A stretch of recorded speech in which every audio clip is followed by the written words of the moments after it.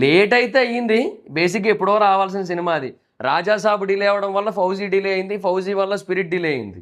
లేదంటే 'రాజాసాబ్' బేసిక్‌గా last year వచ్చేసి ఉండుంటే, లాస్ట్ ఇయర్ ఏప్రిల్ 10కి డేట్ ఇచ్చారు. ఈ ఇయర్ జనవరిలో రిలీజ్ అయింది.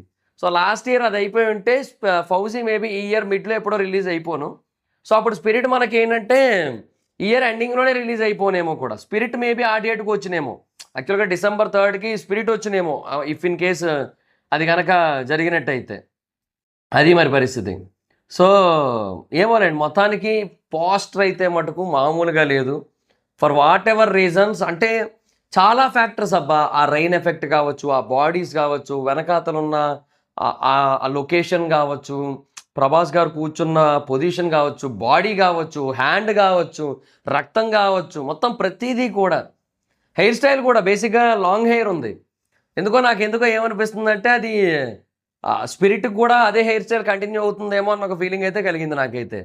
సో, అంటే 'స్పిరిట్' వల్ల మరి 'ఫౌజీకి' లాంగ్ హెయిర్ వచ్చిందేమో అన్న డౌట్ కూడా వచ్చింది నాకు. బట్ ఏమో మరి చెప్పలేను. రెండిట్లోని లాంగ్ హెయిరేనేమో. బట్ రెండిట్లోని కూడా లుక్ అయితే కొంచెం డిఫరెంట్‌గా ఉంటది. ఇది బేసిక్‌గా 'భైరవ' కైండ్ ఆఫ్ లుక్ అన్న ఫీలింగ్ కలిగింది నాకు. ఈ 'భైరవా'ది కూడా కొంచెం లాంగ్ హెయిర్ బేసిక్‌గా జుట్టు కొంచెం అట్లా సైడ్‌కే పెట్టుంటదనమాట. సో, నాకు బేసిక్‌గా 'కల్కి 2లో 'భైరవ' హెయిర్ స్టైల్ ఆ లుక్ అట్లా కొంచెం గుర్తొచ్చింది నాకు. సరే లెట్స్ సీ చూద్దాం మరి ఏంటో మరి పరిస్థితి.